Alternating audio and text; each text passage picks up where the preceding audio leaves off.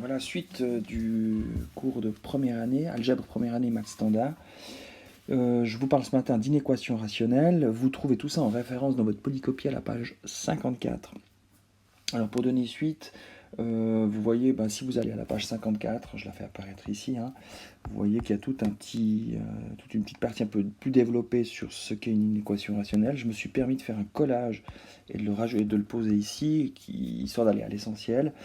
On définit une inéquation rationnelle. Une inéquation rationnelle est une inéquation de la forme f de x plus petit que 0, f de x plus petit ou égal à 0, f de x plus grand que 0, ou encore f de x plus grand ou égal à 0, où f de x est une fonction rationnelle. Voilà. Donc c'est une inéquation rationnelle à cette forme-là, ou peut avoir cette forme-là. On va voir dans les exemples qu'on n'a pas tout de suite forcément cette forme-là. Parfois, il est important de réécrire, de modifier l'écriture pour nous ramener à une inéquation de cette forme-là. Pour résoudre une telle inéquation, qu'est-ce qu'on fait? Eh bien, on passe par l'étude de signes. Il suffit d'abord d'étudier le signe de la fonction f, donc c'est vraiment une systématique. Puis quand on a l'étude de signes, on va pouvoir en déduire l'ensemble des solutions. Je vous donne tout de suite un premier exemple, c'est l'exemple donc de la page 54, le premier exemple. Résoudre l'inéquation x cube plus grand que x. Alors vous voyez que cette écriture-là n'est pas exactement sous cette forme-là. Donc je vais devoir, je l'ai dit avant, modifier un peu l'écriture. Donc première étape, je pars donc de x cube plus grand que x, je déclare que c'est équivalent à dire que x cube moins x est strictement plus grand que 0. Et là, j'ai l'écriture souhaitée, x cube moins x plus grand que 0, c'est une écriture qui a cette forme-là. Donc à partir de là, je m'emploie à, premièrement, étudier le signe, et puis deuxièmement, j'en déduirai les solutions. Donc j'étudie le signe, je rappelle que pour étudier le signe, j'ai besoin d'une forme factorisée. X cube moins x, je le factorise en x fois x carré moins 1, plus grand que 0. Je rappelle ici que pour étudier le signe, je n'ai pas forcément besoin de factoriser l'expression jusqu'au bout. Donc ici, mon x carré moins 1, je pourrais le factoriser un peu plus. Je me contente de m'arrêter là, parce que j'étudie le signe et que je n'ai pas besoin d'aller beaucoup plus loin. Donc j'étudie le signe, c'est parti. X, alors pour les valeurs de x, le facteur x vaut 0 quand x vaut 0.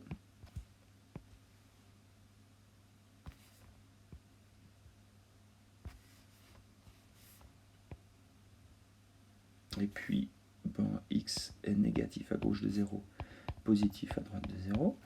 X carré moins 1, lui, a deux racines de 0, qui sont moins 1 et 1. Donc x carré moins 1 s'annule en moins 1 et en 1. Et puis, comme fonction quadratique, la fonction est positive à l'extérieur des racines et négative à l'intérieur des racines. De fait, x cube moins x, x cube moins x, qui est le produit de ces deux facteurs, eh bien, il s'annule 3 fois, il s'annule en moins 1, en 0 et en 1. Et puis, quand j'utilise la règle des signes, j'obtiens moins, plus, moins, plus. Voilà pour l'étude de signes de ma fonction x cube moins x. Maintenant, je reviens à la question. Le but, c'est de résoudre une inéquation. Nous, on veut résoudre cette inéquation-là, qui est équivalente à cette inéquation-là. Et nous, qu'est-ce qu'on veut?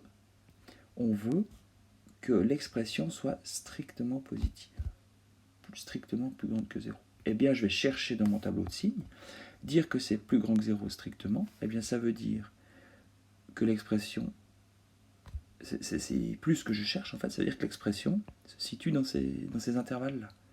Et donc, j'en déduis maintenant les solutions. Les solutions de l'inéquation, eh bien, c'est tous les x qui sont compris strictement entre moins 1 et 0, qui font que x cube moins x est strictement positif, ou qui sont strictement plus grands que 1. Donc je lis la solution vraiment sur le tableau de signes. L'ensemble des solutions, c'est l'intervalle moins 1, 0, ou, donc réunion avec l'intervalle ouvert 1 plus l'infini.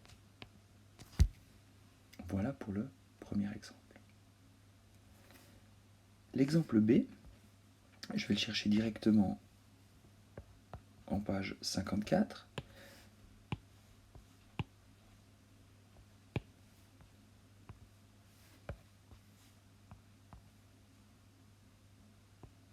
Voilà, j'y vais. Donc l'inéquation, je vais le transformer un tout petit peu son écriture, puisqu'elle n'est pas précisément de cette forme-là, d'une de ces formes-là. Donc je dois un tout petit peu travailler l'expression. Je vais pétrir la pâte, si vous voulez bien. Donc je pars de 3 sur 2 moins x plus petit ou égal à 1 sur x plus 4. C'est équivalent à dire que 3 sur 2 moins x moins 1 sur x plus 4 est plus petit ou égal à 0. J'ai en tête que je vais devoir étudier le signe de cette expression. Donc j'ai besoin d'une expression, d'une fraction dont le numérateur et le dénominateur sont factorisés, ou en tout cas partiellement factorisés. Donc je vais devoir ici travailler avec une seule fraction, donc trouver un dénominateur commun à ces deux fractions. Le dénominateur commun, c'est clairement le produit des deux dénominateurs. Donc la première fraction, je l'amplifie par x plus 4.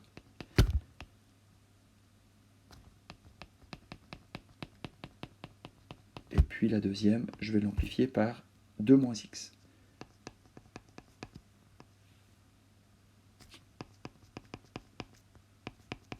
Voilà, et toute cette expression doit être plus petite ou égale à 0. J'ai donc maintenant deux fractions qui ont le même dénominateur, donc je vais rassembler ça sous une seule barre de fraction, donc qui s'écrira 3 fois x plus 4 moins 2 moins x divisé par 2 moins x fois x plus 4. Tout ça doit être plus petit ou égal à 0. Je réduis le numérateur. Qu'est-ce que j'obtiens? J'obtiens 3x plus x, 4x, 12 moins 2 plus 10. 4x plus 10, je vais raccourcir un tout petit peu ma barre de fraction, divisé par 2 moins x fois x plus 4. Tout ça doit être plus petit ou égal à 0. Donc voilà, première étape, j'ai réécrit vraiment l'expression, et si on observe bien, cette dernière expression-là, elle a précisément cette tête-là. Donc j'ai ramené l'écriture à l'écriture qui me convenait. D'accord? Voilà. Et puis, je précise que toutes ces écritures sont équivalentes. Donc ça veut dire que résoudre cette inéquation-là, c'est précisément résoudre cette inéquation-là. Je vais donc m'exécuter dans le sens où je fais quoi? J'étudie le signe de la fonction maintenant. Donc je dois étudier le signe de 4x plus 10 divisé par 2 moins x fois x plus 4. Alors j'ai la place de le faire ici, donc j'y vais. Alors, le numérateur s'appelle 4x plus 10. Donc quand x, donc 4x plus 10 s'annule en moins 10 quarts, donc moins 5 demi, pardon, en moins 5 demi.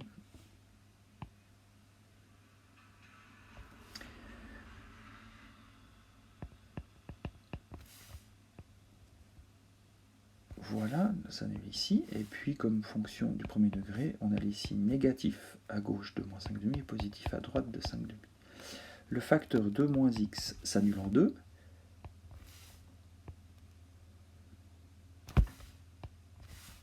Et puis, comme fonction du premier degré, c'est positif à gauche de la racine et négatif à droite. X plus 4, lui, s'annule en moins 4.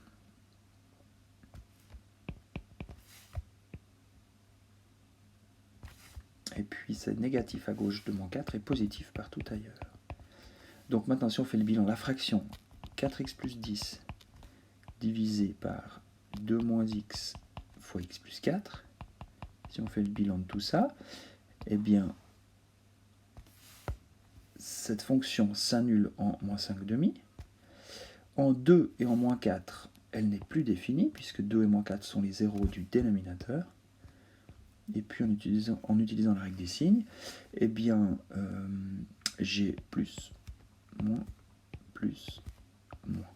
Voilà pour le signe de cette fonction. Et là, je peux donc en déduire maintenant les solutions de l'inéquation. On veut les x tels que 4x plus 10 divisé par 2 moins x fois x plus 4 soit plus petit ou égal à 0. Bien ça, je le lis dans le tableau de signes. Plus petit ou égal à 0, c'est tous les x qui font que l'expression est négative ou nulle. Donc c'est tous les x qui sont dans ces intervalles-là. Alors je le précise maintenant en écriture. L'ensemble des solutions, ce sont tous les x qui sont strictement plus grands que moins 4 et plus petits ou égaux à moins 5 demi. Plus petits ou égaux à moins 5 demi. Pourquoi égal? Parce que moins 5 demi rend l'expression nulle et L'inégalité n'étant pas stricte, c'est le cas où l'expression est nulle fait partie des solutions. Ou l'intervalle 2 plus l'infini. On a répondu à la question. On a les solutions de l'inéquation.